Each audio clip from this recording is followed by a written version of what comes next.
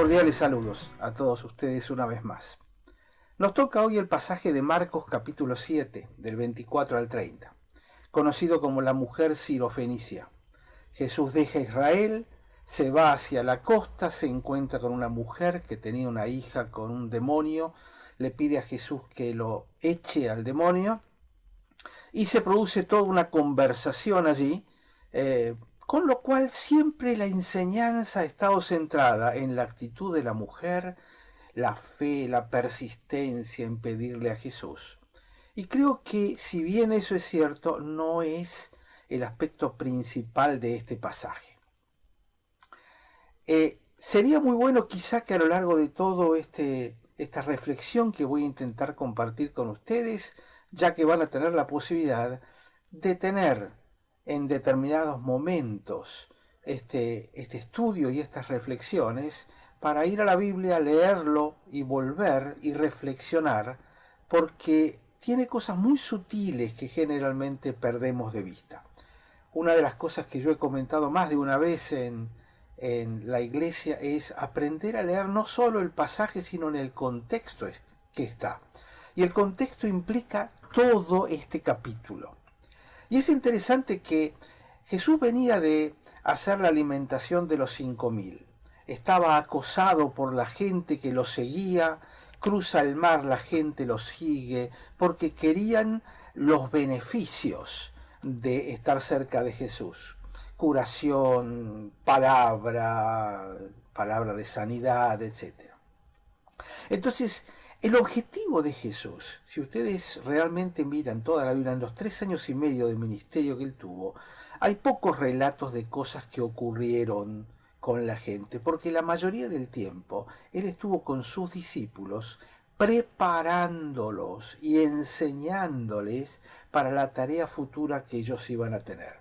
Los discípulos no podían hacer lo que él hizo, que es dar su vida por nosotros, pero sí los discípulos tenían que estar preparados para extender las enseñanzas que Jesús les estaba dejando. Entonces, ¿qué ocurrió?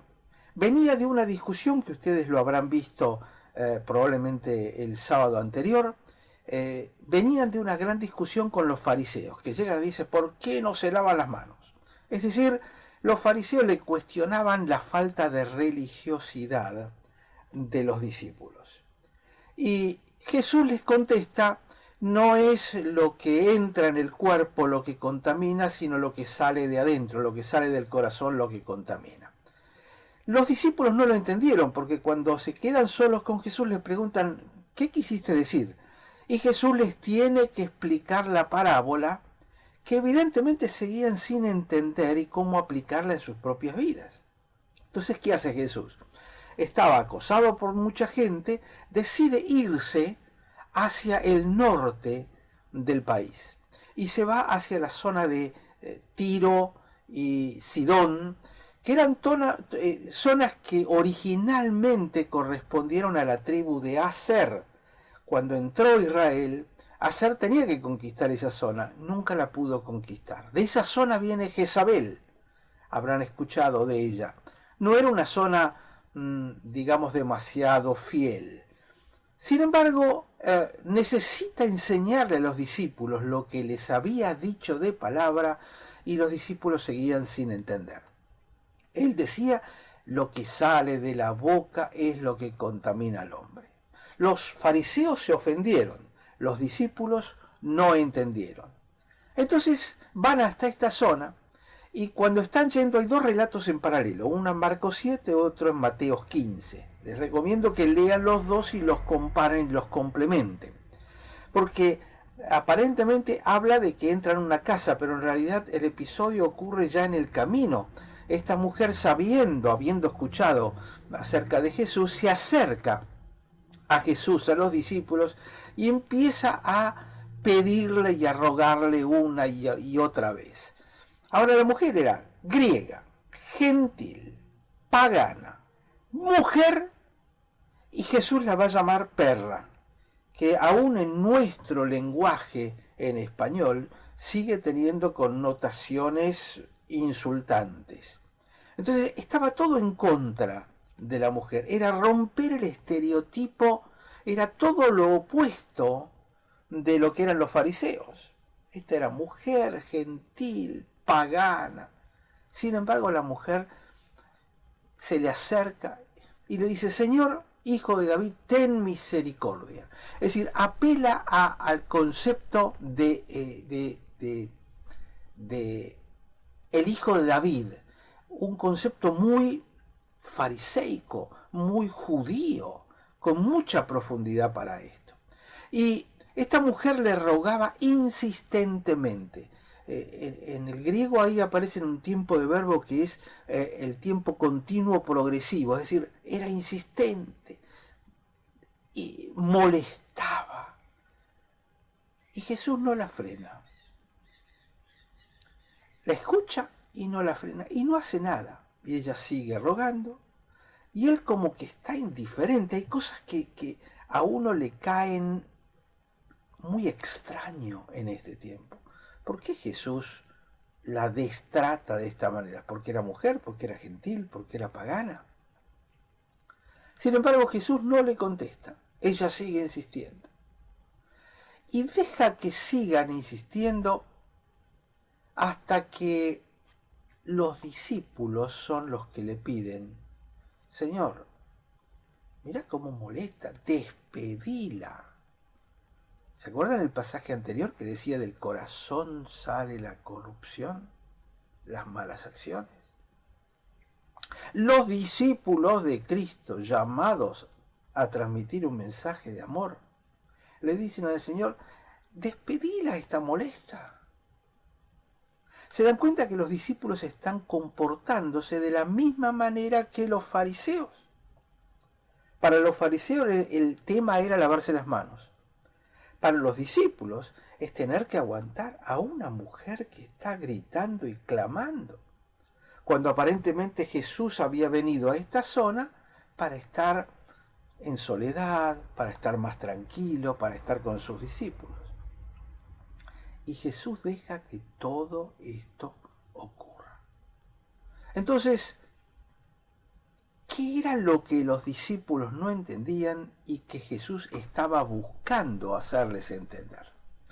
Bien, tenemos que entender esto a la luz del pasaje anterior que ya hemos comentado. Los judíos habían sido llamados, habían sido elegidos. Ahora, ¿qué era lo que los discípulos creían? Los judíos creían que habían sido elegidos, eran el pueblo elegido para recibir las bendiciones de Dios. Y no entendían lo que después Pedro, habiendo sido influenciado por Jesús y quizá por este pasaje, escribe en la primera carta de Pedro, capítulo 2, versículo 9, dice: ustedes son linaje escogido, real sacerdocio, nación santa, pueblo adquirido por Dios para que anuncien las virtudes de aquel que los llamó de las tinieblas a su luz admirable. Es decir, eran sacerdotes del rey, habían sido elegidos para ser sacerdotes, no para ser meramente los destinatarios finales de la bendición. Habían sido elegidos para ser sacerdotes anunciando las virtudes de Cristo. Ese era el objetivo. Los fariseos no lo entendían, los saduceos no lo entendían, los judíos no lo entendían y los discípulos no lo entendían. Y me pregunto si hoy en día nosotros, nación santa, pueblo adquirido por Dios, entendemos que Dios no nos eligió para recibir las bendiciones, sino para ser un real sacerdocio, es decir, un sacerdote del rey al que tengo que anunciar. Y ese era el objetivo. Tenían que entender estas cosas. Por eso es que comienza la charla con la mujer y le dice: mujer, ¿por qué te tengo que dar a vos? Vos no sos la primera. Los primeros son mis discípulos, estaban ahí alrededor. Los primeros son estos. Yo vine a las ovejas perdidas de Israel, entre los cuales están mis discípulos. Después de su resurrección es cuando recién le dice a sus discípulos, ahora sí vayan a las naciones. Pero Jesús vino primero a morir para cumplir con lo que tenía que hacer. Pero segundo vino a preparar a sus discípulos para que vayan a las naciones. Entonces esta mujer estaba viniendo pidiéndole que hiciera algo. No le venía pidiendo ser sacerdote, intermedia, prepararse, no. Quería simplemente que su hija fuera sanada. Y entonces ahí es donde se produce este diálogo con la mujer. Y la mujer le dice, echa al demonio que está en mi hija. Jesús le dice, deja primero que se sacien los hijos, porque no está bien tomar el pan de los hijos y echarlo a los perritos. No utiliza la palabra perra. Para los judíos, en aquella época, los judíos era el pueblo elegido y todos los demás gentiles se llamaban perros, eran perros. Perros salvajes. Esa era la mentalidad. Los griegos eran perros, los romanos eran griegos, los egipcios eran perros, todos eran perros. Pero no le dice vos sos una perra, lo cual sí sería un insulto. Le dice vos sos un perrito.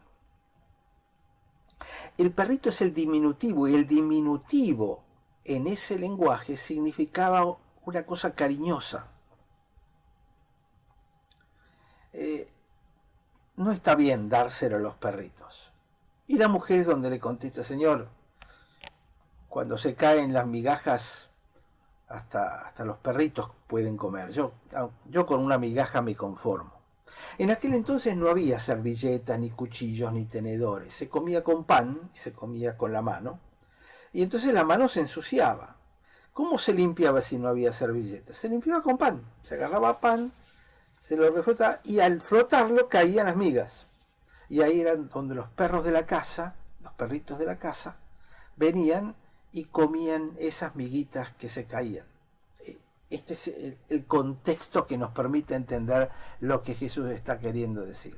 Entonces, la mujer al contestarle esto le demuestra una enorme humildad. Y le dice algo así, dame lo que merezco por mi bondad. No es eso lo que dice. No dice, dame lo que yo me merezco porque soy buena. Le dice, dame lo que yo no merezco por tu bondad. Basado en tu bondad es que yo puedo obtener lo que no merezco. Solo cuando aceptamos que no tenemos mérito en nosotros mismos es que empezamos a escuchar la voz. Entonces Jesús está redefiniendo el concepto de fe. Porque fe nosotros pensamos que es algo que está en la mente. No, fe es una conducta que se sostiene. Fe es agarrarse de Dios, persistir en recibir con la actitud del corazón correcta. La actitud de yo no merezco nada.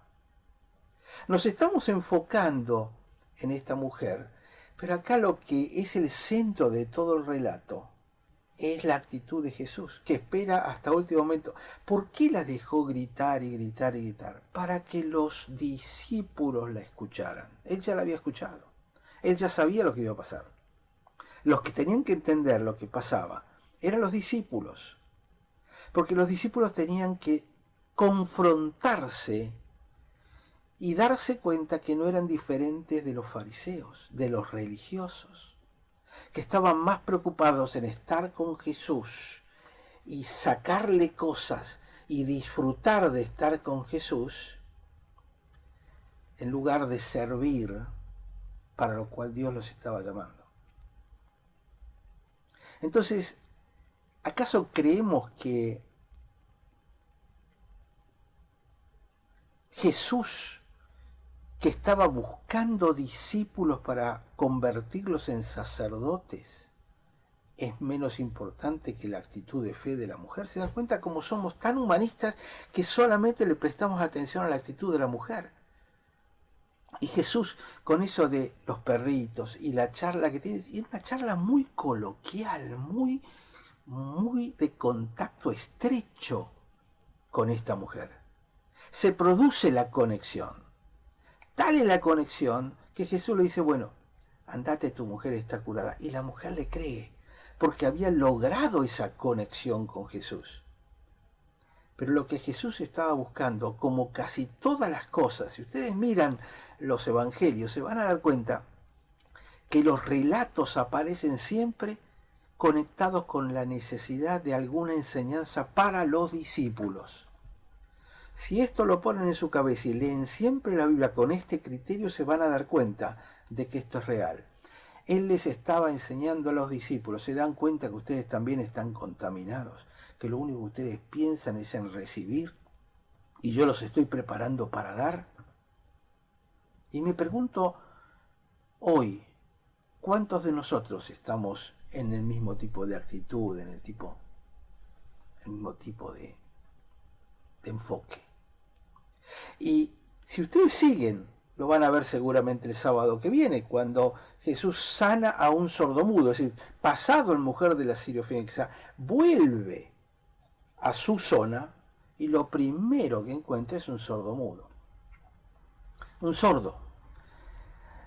No escuchan. Hablo y no escuchan. Hablaron los fariseos y no escucharon. Hablaron ustedes mismos y siguieron sin escucharse. Hablaba la mujer y lo único que escuchaban eran quejas. ¿Van algún día a escuchar y a entender lo que les estoy tratando de enseñar? Este es el título de todo el capítulo.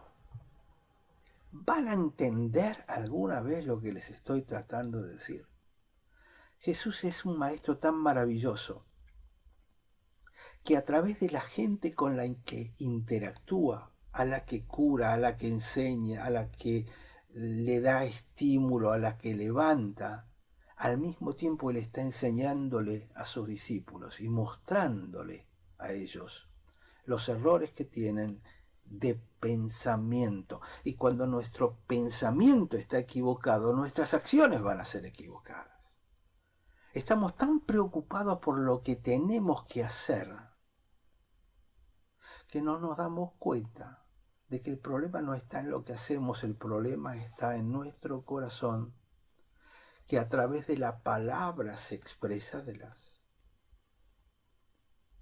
profundidades del corazón habla la lengua. Y por eso tenemos las conductas que tenemos. Entonces, todo este pasaje tiene que hacernos mirar para adentro y decir, ¿soy yo diferente de los fariseos? ¿Soy yo diferente de los discípulos estos que todavía no tenían el Espíritu Santo? Pero nosotros tenemos el Espíritu Santo. El Espíritu que estaba en Jesús y que les estaba diciendo, muchachos, ¿se escuchan lo que están diciendo? Y la dejó a la mujer gritar y gritar y pedir y rogar a ver si ellos se daban cuenta de lo que estaba pasando. Y ellos lo único que decían, Señor, sacara, es una molesta esto. ¿Cuánto buscamos para nosotros y qué poco entendemos lo que Jesús nos ha llamado a hacer sacerdotes del Rey? Para eso hemos sido llamados, escogidos, bendecidos y hemos recibido el Espíritu Santo. Dios quiera que toda esta reflexión nos permita entender un poquitito más este pasaje tan hermoso de la palabra del Señor. Hasta siempre. Gracias.